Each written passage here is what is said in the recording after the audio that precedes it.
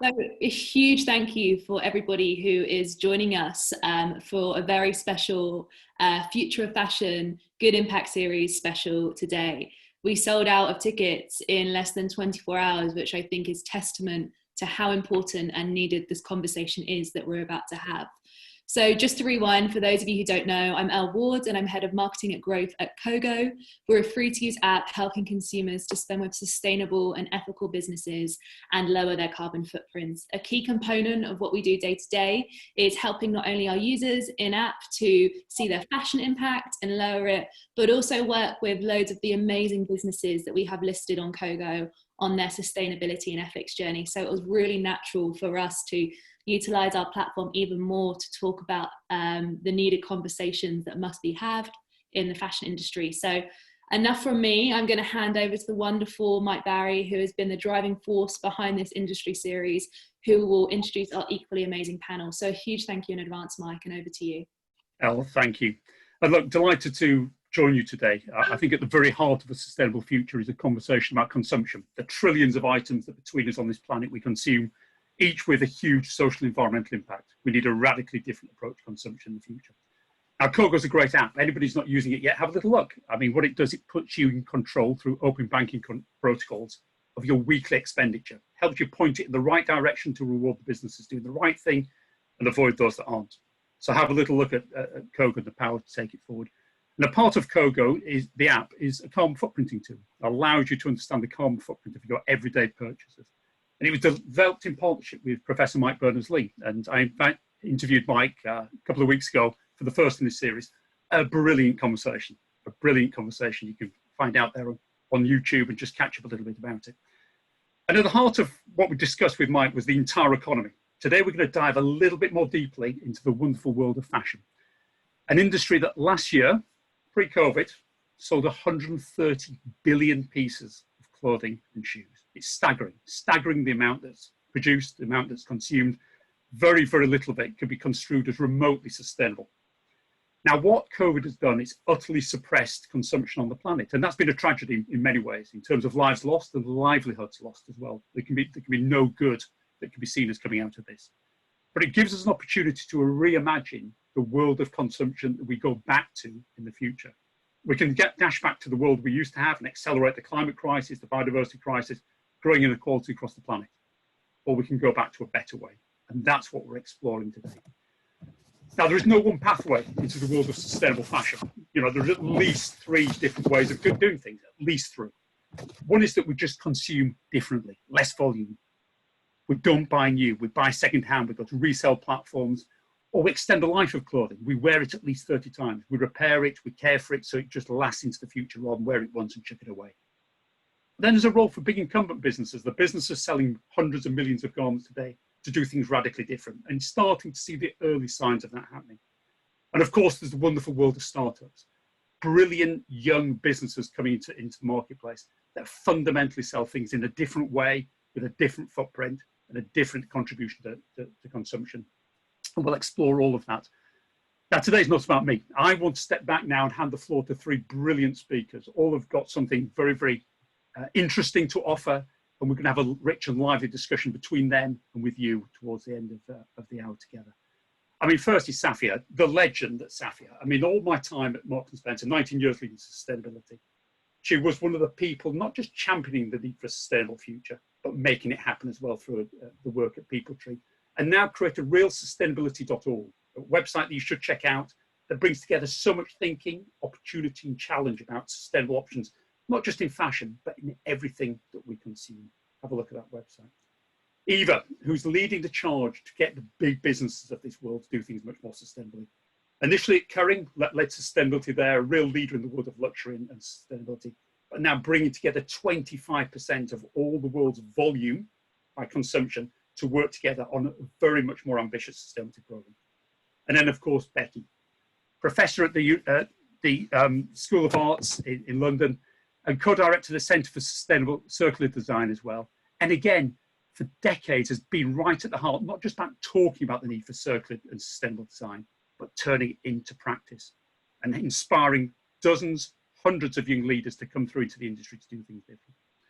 So that's our panel for today. The format will be very simple. We'll take a series of questions across the panel over the next 20, 30 minutes.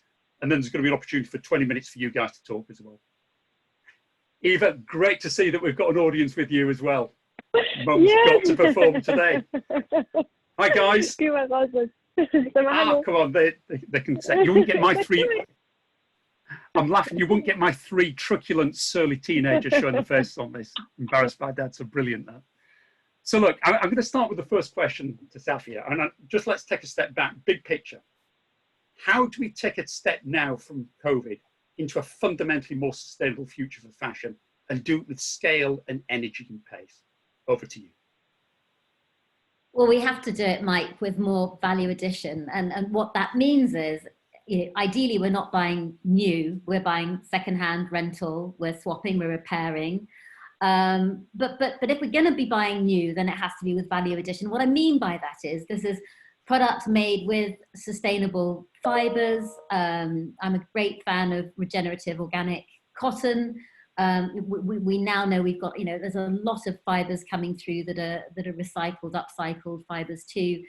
What happens with them after we throw the garment away is another issue. But anyway, but the point is, if we look at the FOB price of a product, I think the question in my head is, you know, how do we make the 3-5% that is labor more like 20%? How do we get from, you know, that one purchase of a new product, the maximum amount of livelihood?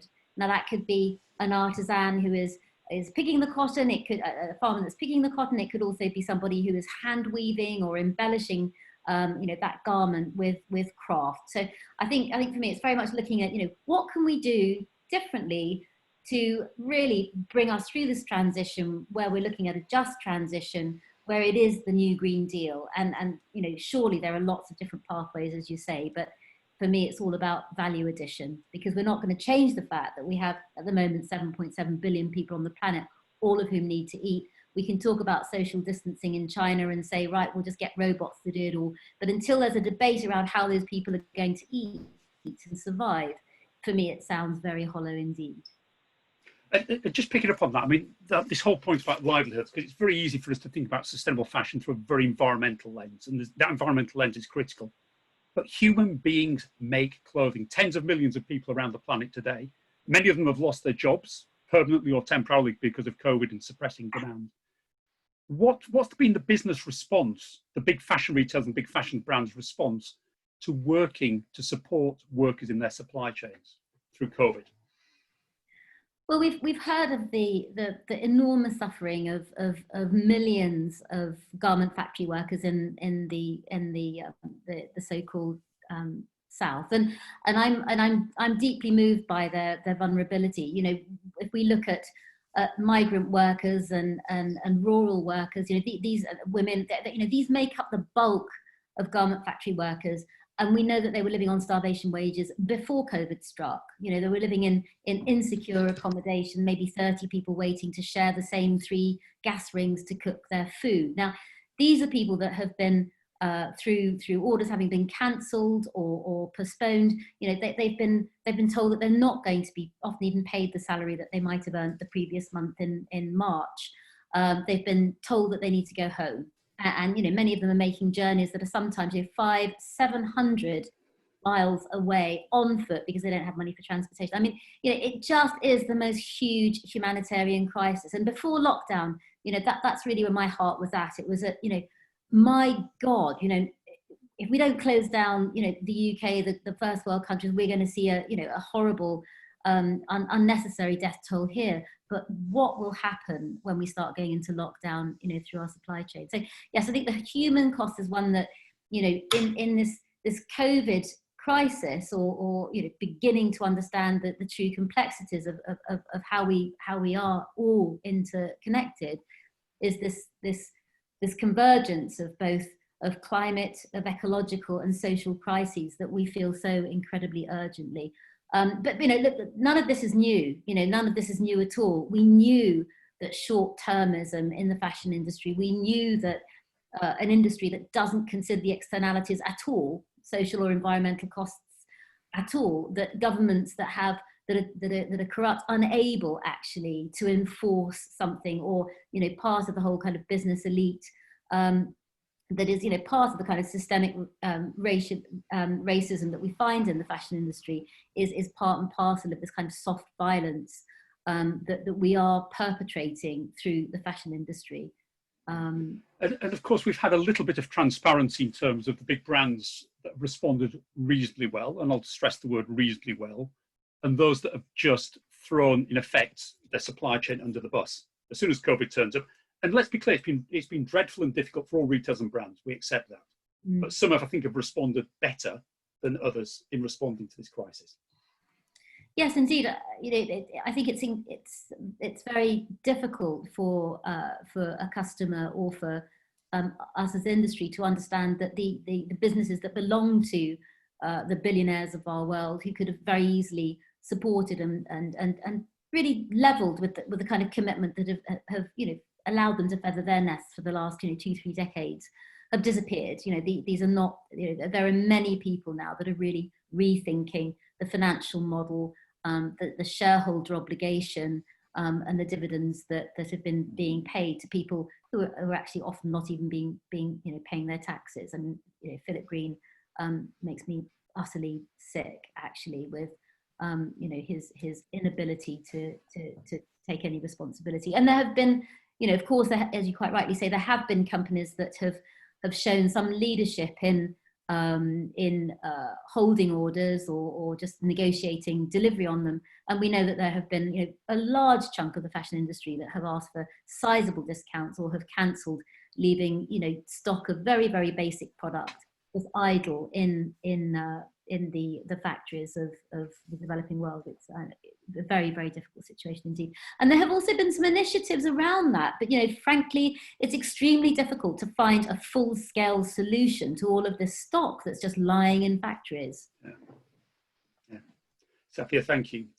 Eva, I'm just going to sort of come across to you, because again, you've been an inspiring leader at bringing together all these disparate big brands around the world to work together. Just tell us a little bit about the Fashion Pact and your vision for how they can transform themselves and the way that we consume fashion in the future. Yeah, very much. And I just wanted to also echo what Safia was saying. I mean, this crisis of COVID really made something, I think, in the fashion industry, which was already, as you said, already clear before, that there's a faulty system in place, right? And it's something that we all need to work on. And I think it has just been intensified right now, and it needs to be taken care of, right? And that's very clear. First of all, Mike, thank you so much for having me. Also, big thanks to Elle and the CoGo team for hosting this webinar. Mike, you really hold the field of sustainability leadership for a long, long time. So it's great that you bring us together. And also, obviously, to push this conversation, because it's a really crucial conversation that we're having and that we need to have. But I see basically two trends when we look into how we're going to consume in the future. I think the first trend is that the one that we already know, and that's already under the way for a couple of years now, where there is this really utmost feeling that we are over consuming, right? And there's so much basically that we need to change in this industry. Just some statistics, right? The volume of clothing consumed alone in the UK tripled in the last 30 years, right? We only have one body to dress, so I don't know where this actually goes, right? But I mean, we triple. And also the clothes which actually is produced almost increased by 50% since 2001, right? So there's something absolutely faulty in the system. I think what we really need to reconnect is with the notion that actually fashion is the second most intimate thing that we actually put on our body, right? After food we eat, but clothes we actually put on our body, and there's absolutely a transmission taking place between what we wear and what we have on our body. And I think it is an extension of the values that we have and the values that we want to actually show outside. And so there is an ongoing trend already in the fashion industry where we actually really have a more conscious consumption, if you can say consumption of fashion in the fashion industry, swapping models, renting models, all of these things have already arisen, and they are, increasing. And that's also something that the big brands in the fashion industry know this is coming, right? I mean, renting clothes is not a trend of some crazy fuse, it's actually, you know, something that we're all going to go to, and that's something really where also the brands are already preparing that way on. But this trend, which is already on the way for a couple of time, has been now actually intensified with the COVID-19 crisis. You know, it has been intensified with this huge pandemic, which obviously makes the consumer think about what is actually value in life, you know, compared to the safety and the well-being of my family and myself. How much do I really need this new pair of jeans, right? You know, what are the comparison in this? And I think this is something that we already see now already with the customers. I mean, in the UK, obviously, we are still very much in, but other countries are already a bit further than we are. And you see that obviously customers are very hesitant to go back shopping in the way they used to shop, right? They're very hesitant. It's online and offline, right? Obviously, it doesn't really have to do so much with the new regulations and the safety requirements that you have to have, but there's a hesitation about and a rethinking about how do we want to actually do this, right?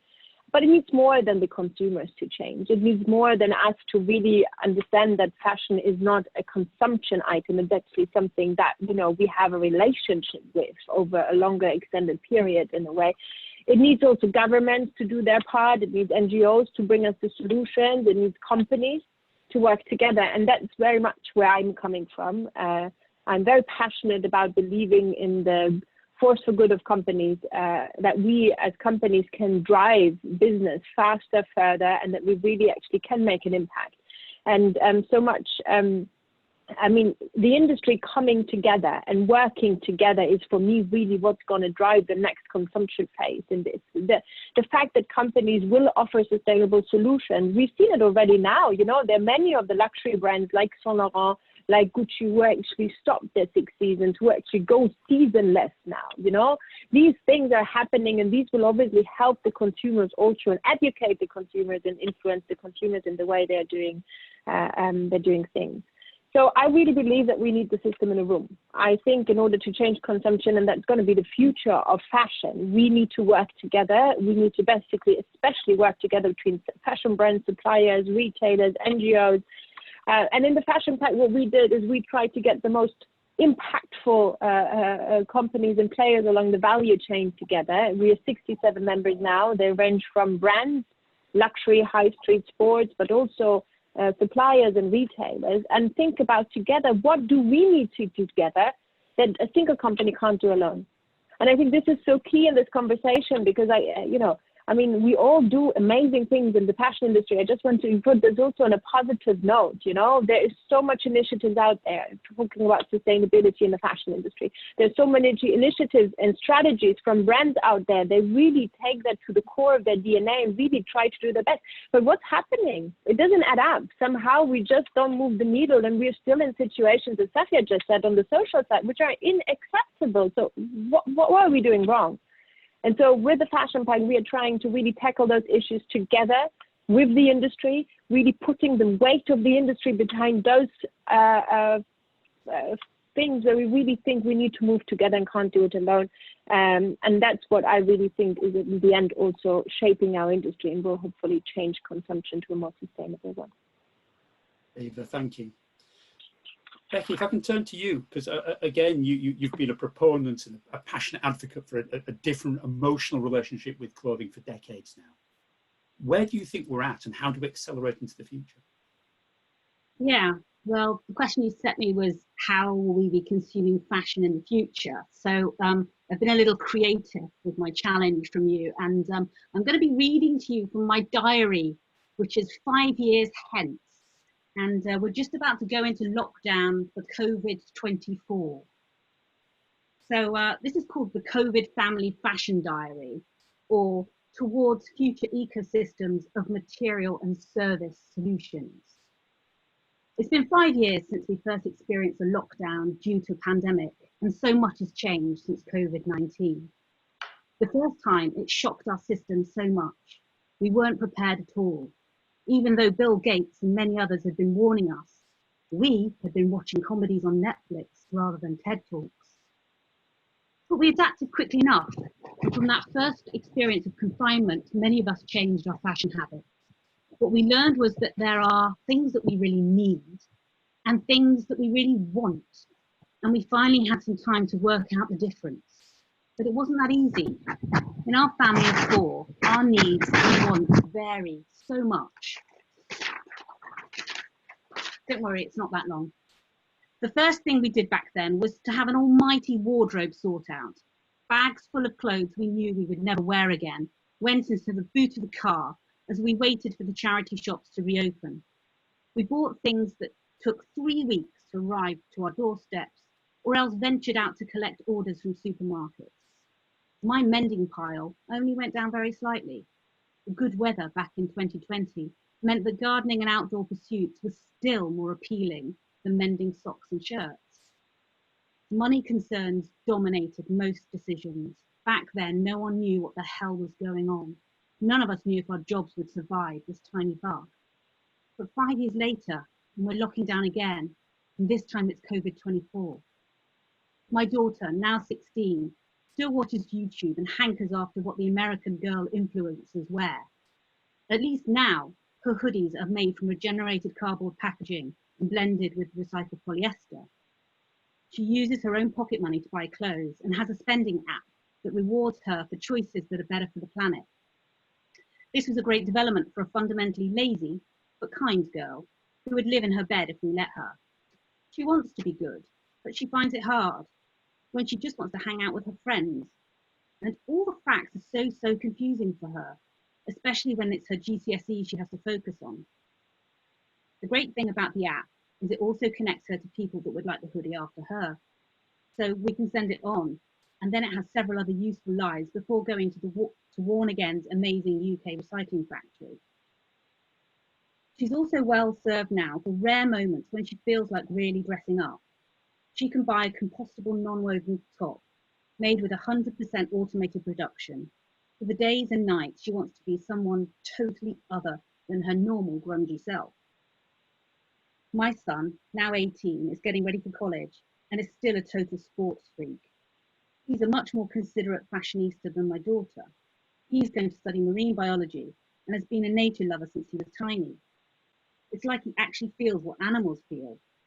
He sees the world differently to my daughter and is more open to absorbing salient facts that help him decide what kind of consumer to be. He was so happy when the EU Hereware project that I was working on produced streetwear made from waste, cow manure and seaweed, to be exact. His favourite brands making brilliant fibre choices and committing to circularity is right up his street. Now that they also have better localised distributed digital manufacturing capacity, he can also get his special purchases engineered and customised.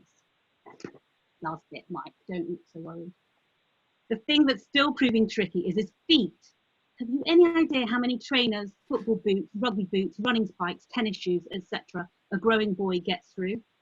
The next thing the footwear industry needs to do is to create some service options for families like us with sporty kids. Cost is a massive disincentive these days. Schools have had to charge for school sports clubs, and coaching for things like tennis is super expensive. It's such a shame to have to say no to kids pursuing sports because of the lack of kit service options, especially when COVID has made our UK obesity problems even worse. My husband, on the other hand, has become even more minimalist in his dress sense. I wouldn't generally describe him as being low maintenance, but when it comes to clothes, he's the most sustainable person I know. He actually still wears a vest in bed that's older than our 20-year relationship. Since COVID first struck, he's invested in a few more key items from Rafa, his favourite brand, but mostly he wears what arrives by post each 6 months. T-shirts, underwear, the exact ones he likes. I pity whoever has to process his returned garments, but chemical regeneration is definitely the best process for these. And as for me, I'm always looking for my ideal choice of time and money saving services. I adore my Mendaroo girl. She nips around on her moped. She picks up the mending, alteration and sewing projects I need help with and whizzes off to get it done in her safe studio space. I regularly use my wardrobe HQ these days, since discovering the power of wearing a McQueen jacket on an important Zoom call back in 2020. I would also now call myself a fashion philanthropist. I buy pieces that I know have been made in a way that supports other communities and will be used well by others before going back into a regenerative material system. When I do venture into town, which is rare these days, I love to browse the local boutique where my Chelsea textile graduates remanufacture waste from overproduction and fallout, using the skills we taught them at UAL. Their boutique is situated in a row of shops that include totally transformed charity shops. You wouldn't recognise cancer research shops now. I think it must have been those funky COVID research shops that opened up after the first pandemic and the unbelievable amount of unsold stock that piled up. It really was the wake-up call we all needed back then. Becky, brilliant. Yes, we can. I love that. That was absolutely fantastic. And I'm going to bring Safia and Eva in just to respond to that brilliant manifesto for the future. So that's the world that we want. What's going to make it happen? Come on, guys, just chip in on that one. That was awesome.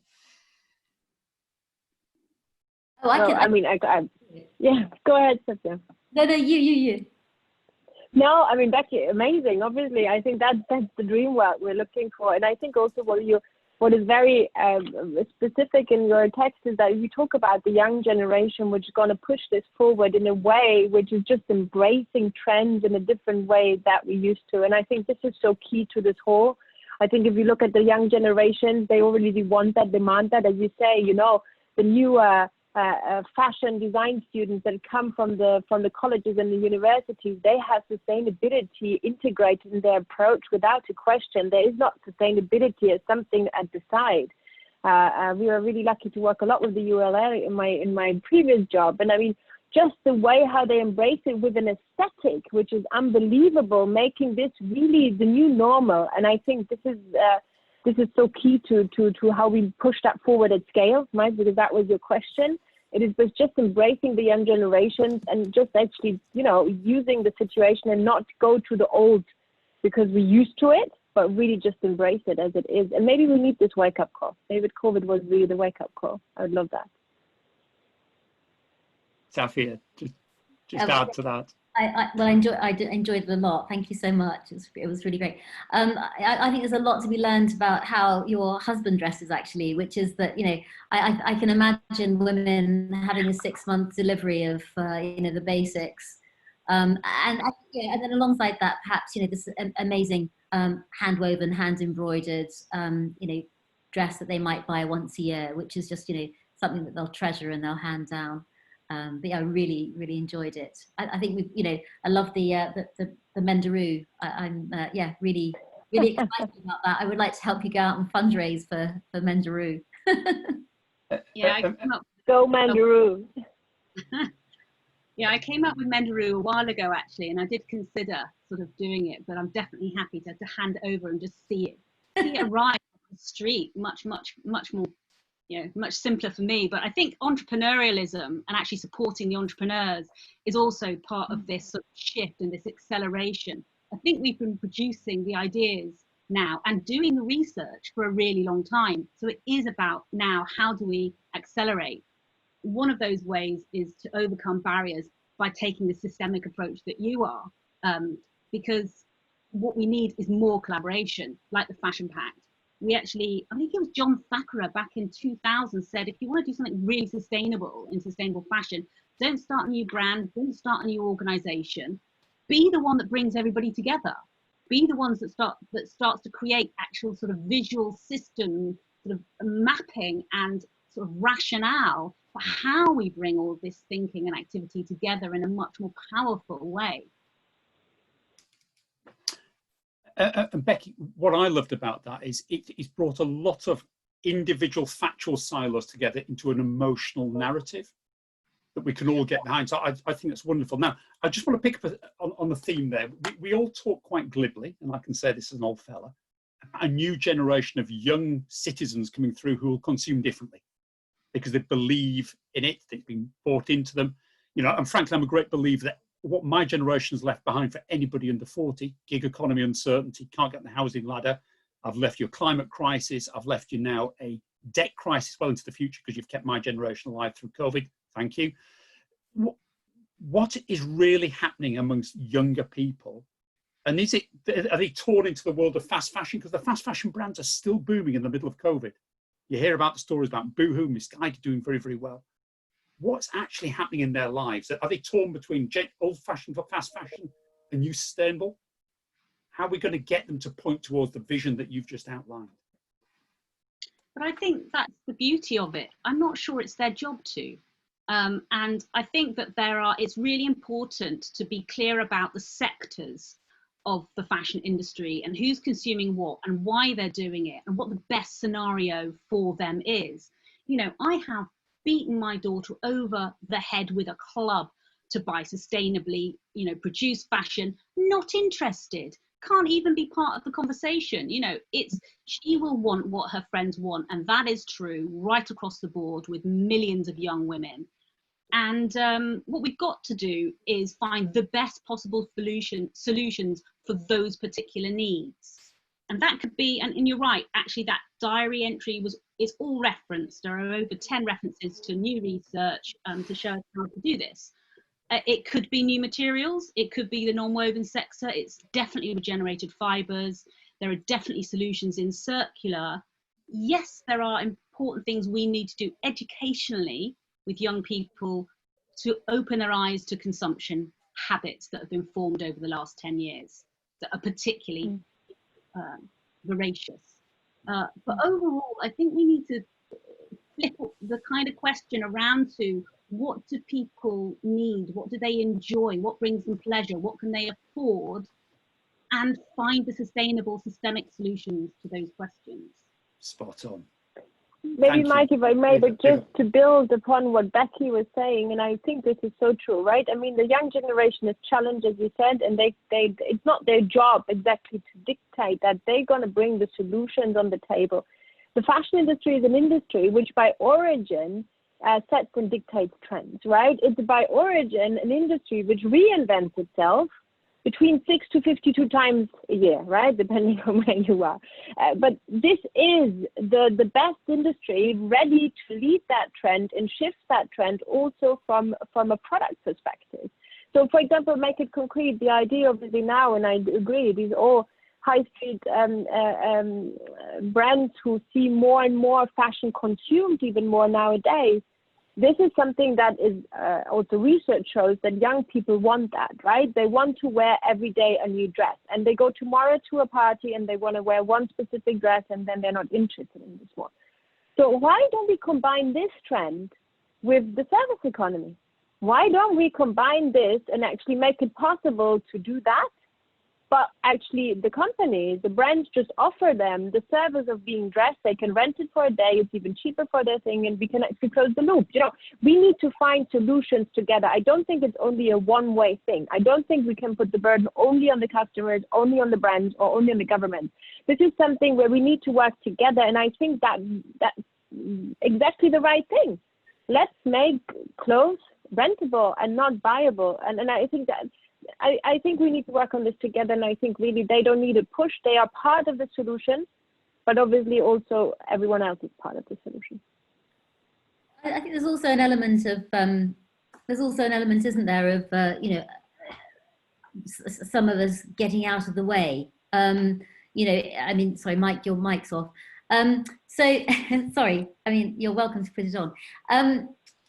I mean, in so much as, you know, we need more disruptors. You know, fashion is about culture. It's also about, you know, creating what's cool, what's desirable, what's sexy, and we can change that. We can shift that very, very quickly. You know, whether one looks at, you know, Patagonia at one kind of level. I mean, okay, more outdoor wear, but you know, with a carbon neutral commitment for 2025, and then you'll look at, you know, the bits in between. You know, so science-based targets. You'll see that. You know, you've got H&M and Levi's and Skunk Funk and others that are looking at cutting carbon emissions in scope 3, their supply chains, by you know, 50% or more, you know, by 2040. I mean, it's not fast enough. It should be by 2030.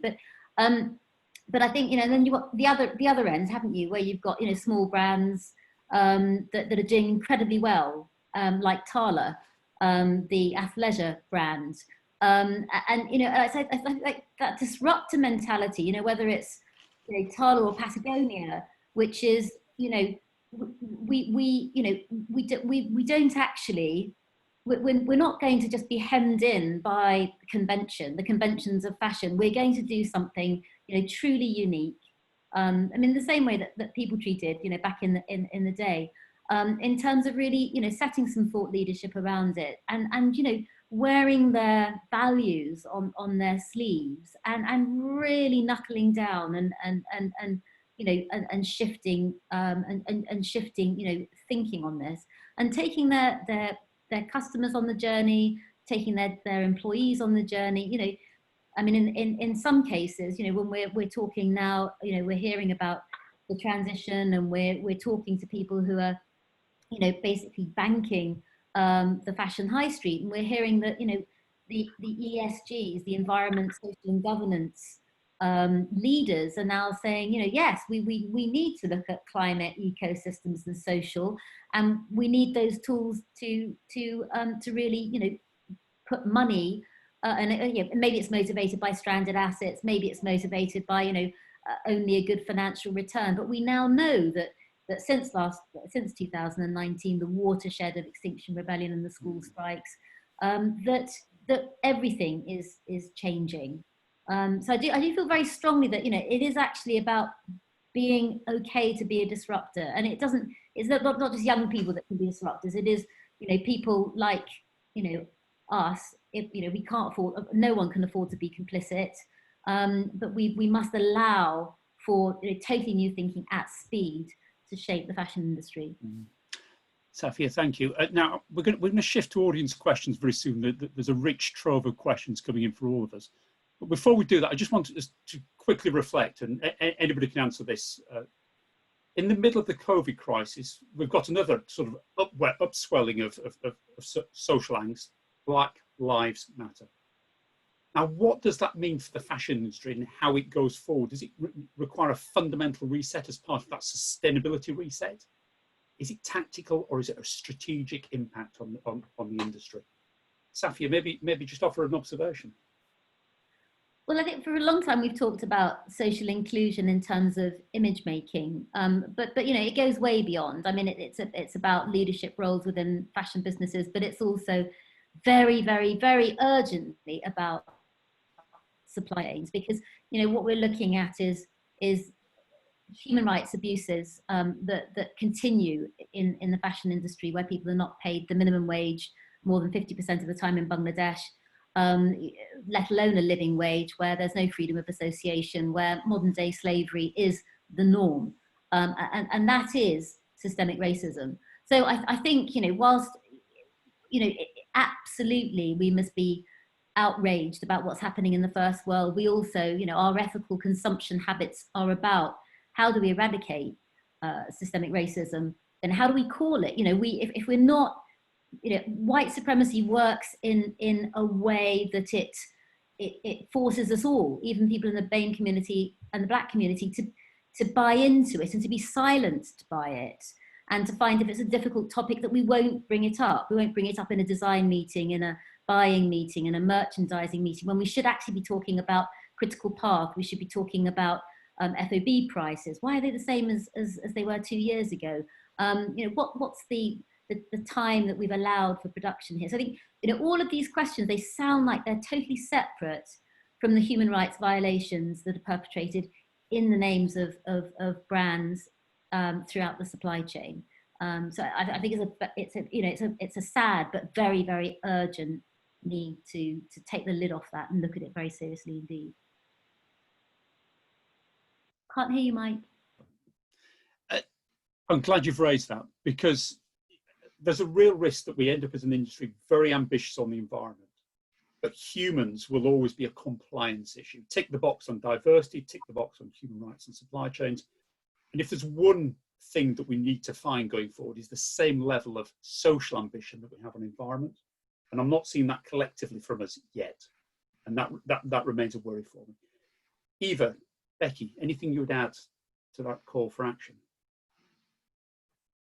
maybe just to what Safia already said, and I very much agree. I think in the fashion industry there has been awakening throughout, the couple of years where incidents have happened that are absolutely intolerable in the big brands, and they have been treated in, I think, a very honest manner for many ways. I mean, it depends on, but some of them really started to look into inclusion from a very different angle, right? Because the risk here is that inclusion is something that is regional specific, but it's not, right? It's a global issue, and things that are not okay in one point of the world might be okay in the other, or I don't know what. But the fashion industry, again, coming back to the responsibility of the fashion industry, needs to have all of that and take all of that into account and really be at the forefront, a role model for inclusion. And I think we're at the very beginning of that journey, unfortunately. At least we are on the journey, I would say. But I think there is a lot that's going to come from brands now where we see that more and more prevalent. And I couldn't agree more, Mike. We need a very strategic approach to that part as well. It is a little bit more tricky in the way how a corporate or a company can handle that, because it's not like the environment. It's very much more complex. But that doesn't, that is not an excuse or anything. We still need to tackle it. And I feel more and more attention is given to it, but probably not enough. So this is really something that needs to be accelerated, and it will be accelerated, hopefully. Yeah. So look, I'm going to turn to the audience questions because we've got so many good questions sort of emerging. And I'm going to put 2 or 3 initially, just to, and whichever of you want to answer it, please do. So Daniel's asked us a question about affordability. It's all very well talking about a £100 pair of Parley super sustainable sneakers, but for many people, they're just out of reach in terms of price. So how do we make sustainability accessible to all in any budget? There's been another very good question from Carol about the upcycle and recycling industry. So again, ThreadUp have estimated that the size of that marketplace globally is going to increase from something like $25 billion a year to $55 billion a year over the next few years. But the technology to get us there is still in its infancy. How do we accelerate the technology innovation that we need to really push things forward? And then there's a very specific technical question about microfibers. All those microfibers that are released every time we wear clothing, we wash it, we care for it. Trillions of them entering the sea every year. So just a smashing of 3 questions to start us off, and please pick up any strand from that you'd like. Well, I'd like to, if I could come in, Mike, to just give some context to the microfiber in the ocean question, which is really timely as well and topical. It's a real sort of pet project, and for us as researchers to be looking at the moment. We've just spent the last year sort of developing a consortium of researchers and industry to look at this in much more detail, in particular working with ecotoxicology researchers at Exeter University. And there are many ways that we can innovate to reduce fibrillation. Apologies to anybody that's heard me say this before, because I do feel like I say it quite often, but we have looked at this research with those experts, and they've been finding that over 70% of fibers found in turtles in the Galapagos Islands are cellulosic. So for a start, we're talking more cellulosic fibers than polyester ones are in sea life. And on those fibers, there are 5 key chemicals that cling to those fibers, and 2 of those come from cotton agriculture. And the concern that's becoming more pressing is that cellulose fibers, they will decompose much more quickly, and they release and dump their chemicals as they do that. So it's not just sort of one type of fiber that we're finding, or one particular area of the industry that we need to point the finger at. Most of these fibers are coming from mass production, not the consumer's washing machines. They are coming from absolutely mass production of textiles right across the world. So I see that very much as an industry problem that needs to be dealt with through research, rapid research, and industry collaboration. And this is where I think the sort of change needs to be accelerated by changes in funding policies of people like UKRI, getting people at the Fashion Council involved, the Craft Council, the Design Council, the Arts Council. They've actually all got to come together and look at what everyone can do around these issues, and just accelerate and highlight and lift up the knowledge that is actually there, that's getting missed quite often by the media. Yeah, thank you very much for that clarification. You know, and a powerful, I think, message across, Eva, in terms of the Fashion Pact. Clearly, it's got a packed work program now, but here is a place where the majority of the world's fashion industry can be brought together to work on really, really difficult issues that no one business can solve on their own. Absolutely. And then, I mean, yes, exactly. I think that's what it is. It is really about actually bringing people together to look at those things which a single company can't afford alone. One of our pillars is ocean. One of our topics is exactly that. We're going to look into this.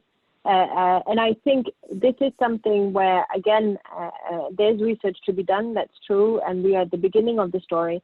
However, there's an untapped potential that the entire industry really looks into one direction of this, that we can scale also solutions, because as you said, the solution from the technology point of view mostly are there and are ready.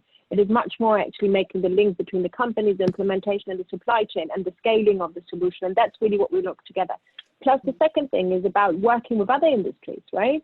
So the Fashion Pact is obviously great because it reunites 40% of the global fashion industry. But what we also need to do is we need to work with the food industry, we need to work with the car manufacturing industry, because they already work on that. And we don't need to reinvent the wheel, we need to just tap into existing and work on this together. And the third point, which we really need to do, is we need to work with international organizations to make sure that these things are aligned and that we actually also are able from the private sector to show solutions, because we're also empowered to do so. And I think that's really something where we tap in and where we really see the potential of the Fashion Pact kicking in. Yeah. But maybe, right, if I just can answer one of the questions on the affordability, because I think that's a really, really good question. Because, you know, that's always the big pink elephant in the room, so to speak, right? Are there low-hanging fruits in sustainability? Can I produce exactly the same for the same cost, but just sustainable? Sustainability is a field of innovation, right? It's nothing where we can repeat existing or something that's already there. We need to reinvent the wheel a little bit. And that's how innovation most of the time has it in itself, that there is a cost to it, attached to it, and that sometimes really makes it more expensive. And that's also why for customers right now, we see that these products are not the norm or in the mainstream. However, I think, again, also there, we need to work together as an industry. We need to work together as an industry where those, for example, who can afford to do so, the luxury brands, for example, test out certain ideas in their brands and then make it open source and share it with the others to get the volume, to actually get the scale, to actually bring the solutions into place. So I think something where not only the brands need to work together, but we also need to work together. For example, let's make it clear also on green energy or something like that. You know, some of the brands are sourcing from countries where you don't have the energy, the green energy infrastructure. So how can they do it? How can they switch to green energy? They can't. And so we need to work together as an industry to talk to the government, to talk to the local authorities, to really make sure that they are able to do so and step up again. And so I think that all is something where I really think it's a we problem, it's a collective problem, it's an industry problem. And in order to bring the affordability on the place, we need to work together. Thank you. I just want to put a couple of other questions into the room as well. And again, pick up these strands as you see fit. Extended producer responsibility. So there we are, all putting a huge amount of volume of clothing on the marketplace, but taking no responsibility economically for the externalities we pass to society and the planet. So should there be some form of taxation framework that you put on clothing, certainly unsustainable clothing that goes into the marketplace? Second question, overproduction. It's a tremendously wasteful industry that overproduces every season and then has to sell half its stock at a knockdown price or throw it away. So how do we make it, perhaps using artificial intelligence and big data, very much more precise as to what people need? And then there's a brilliant question here about, you know, a rural connotation. We've talked very much about through urbanize, how can get fibre back and recycling. But how do we keep on growing materials in rural communities so farmers have an income and just grow things sustainably and we use them sustainably? So again, please pick up any thread from those various questions. Well, having experienced working with organic cotton farms, I do feel that regenerative organic cotton farming can work very, very well on a small scale, on a large scale with small scale farmers. And what I mean by that is that food for that particular family and community can be grown, you know, in between the cotton, the cotton plants in rotation, you know, whether it's, you know, green ground like a lentil with bananas and different as a rotational crop. So I do actually think that there is huge value actually for food security of regenerative organic agricultural practice. I mean, it's difficult for me to pick up such a huge number of different questions, and we do. I think the whole educational piece is so important to price. I mean, I would like to see governments regulate. I'd like to see a price on carbon. I would like to see some kind of economic tool that truly would make fast fashion that's highly polluting, that clearly is not meeting a minimum wage. I mean, when we looked at, for example, just before Obama left office, there was something that might have come into being, which would have basically made clear whether a container of clothing had been made using slavery or not. Now, if there was some kind of regulation that would allow the transparency so that brands, could verify and claim that product was made slavery free, that would also open up the gates to look at, all of the other elements around ethicality, which would be, carbon, it would be pollution, it would be, fiber use and water use, etc., etc. I mean, the point is here that, we are facing a catastrophic climate crisis, that humanity, may not be able to feed itself in 10 and 15 years, that, millions of people will be on the move because their livelihoods, because their land is not able to support them. This is the kind of crisis that we're facing. It is so urgent. So, do I believe that the government will move quickly enough? Well, Mike, you and I have talked about this a lot. It will only come through civil society pressure. It will only come through remarkable business leaders pushing for something new. And we have seen that happen. I mean, we've seen brands collaborate and work together with, the Mauritian government to have a look at, what migrant workers' rights should be. So, brands can work together. I feel very, very strongly that civil society and business can work together to show government also the way they should be acting, whether that be in the so-called production emerging markets countries or in Britain itself. So yeah, very difficult, isn't it, to square the circle, but we need to do it bloody quickly. Yeah, Safia, thank you.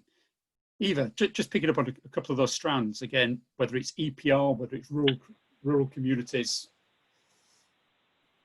Well, I mean, very, very much building of what Safia already said. I think there is the opportunity to tap into rural connotations, but I think we really need to do this also in a very careful manner, right? I mean, it's also the system as it is right now. It's volume based basically, and it doesn't really allow for small farmers, but also small brands basically to grow in the way that they need to grow. So I think we need to look at this with care, because it's also something where, if you stretch the supply chain to a way that you ask them too much, and then you actually ask them to actually integrate in a supply chain that is faulty in itself, it doesn't really, bring the desired impact. So what you really need to do is you need to build it. And I'm a big promoter of the way of actually changing the way our supply chain is established right now, from kind of a top-down approach from brands to suppliers to a partner approach, where we need to work together in this. It's nothing where we can just actually shift the responsibility further down the road, right? It's something where we all need to do our part. And that's something that I think needs to completely change the way it's structured. And that is a massive undertaking. That's a massive undertaking that is needed. But it will actually be accelerated by the trend that more and more brands set themselves targets about very ambitious targets about sustainability raw materials, for example. They will look for those volumes and those raw materials, and there will be a very natural limitation to it, to what is actually available on the market today. And from there on, we need to make sure that we build it in the right and sustainable way together with the suppliers in order to actually feed that demand. So I think it's a process which is under the way, but it's absolutely possible. Absolutely possible. Brilliant. Becky. Yeah, I'm just looking through all the questions and trying to sort of save them all because they're so good. And there's a couple that I kind of want to respond to. Although overall, what we're talking about, what we're saying all the time, is about joining forces, collaborating, coming together to create clearer pictures, stronger actions, to embolden and amplify voices. And I just want to sort of note that that's really difficult. We all know that. And what we have to do actually is take a step back or sideways from that and say, what do we need to do to make that happen? Because it's a whole new set of skills. It's a whole new set of collaborations to even be able to bring people around the table to effectively work together, to share, to collaborate, to move forward quickly. So we're in a situation now where we need partnerships with visual data experts, we need anthropologists, we need psychologists, we need a whole different level of legal help. You know, it's kind of this collaboration, which I think all of us are being able now to sort of see as the most effective way to make change at speed, can't just happen. You know, in my experience, it takes, in a project where we're working intensively together, it takes over a year before people are even talking each other's language. So we need a whole new set of sort of people to join our teams, really. And I think these are systems designers, these are service designers, these are communication designers. So I'm putting a big call out there for sort of saying, you know, we've got to work in just radically new ways to answer these questions. Yeah, thank you. So look, we've galloped through an hour. We're going to have to come to a close now, but I'm going to give you each literally one sentence just to sum up. What's the single most important thing we can do to drive scale sustainable fashion quickly? Safia, maybe start with you, and then Becky, then Eva, and then I'll wrap up very quickly. We've got a couple of minutes now. Gosh, I think it's really looking at how we are complicit in the model and using every opportunity to build that new economy that we've all, you know, been banging on about for the last 2 decades or more.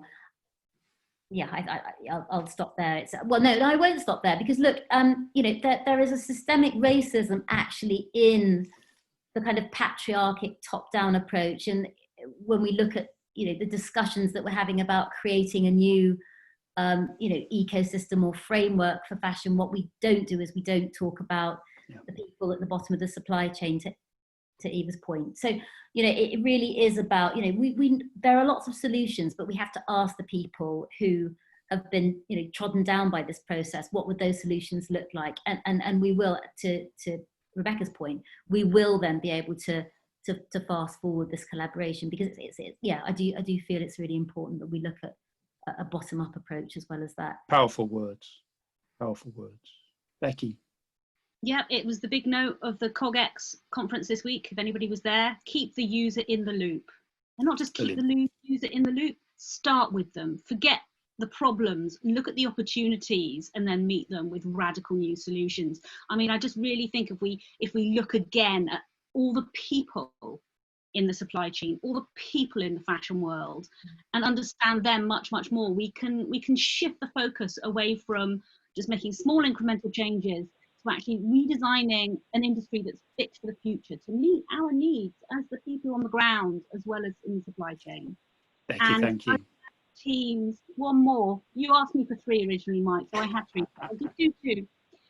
Diverse teams to meet diverse needs. I can leave it at that. Thank you. Brilliant. Eva. I think my word is courageous leadership. I think we need leaders out there who show how we can collaborate and do it together.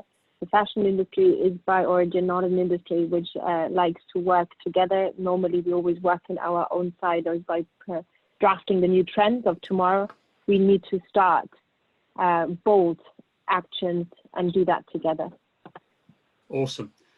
I mean, Safia, Eva, Becky, you've been absolutely fantastic. We could have done another hour. And I think what you've done today has been both tremendously insightful about the problem, but tremendously passionate about the solution and about getting there with scale. Becky, the manifesto was just brilliant. So many people have asked for that on the video. Safia, you've held us to account to remember the people who are invisible from this. Absolutely the people who wear the clothing, but absolutely the people who produce it. And Eva, right at the heart of everything you've spoken about has been partnership. That's the only way we're going to scale this at the speed that we need. So thank you, the 3 of you. You've just been exceptional. Everything that we wanted from you. Thank you, everybody who's joined us to listen. We'll put the video up so everybody can see this for posterity. Make sure you download the CoGo app. It's there to give you the power to make a difference yourself. Thank you very much, everybody.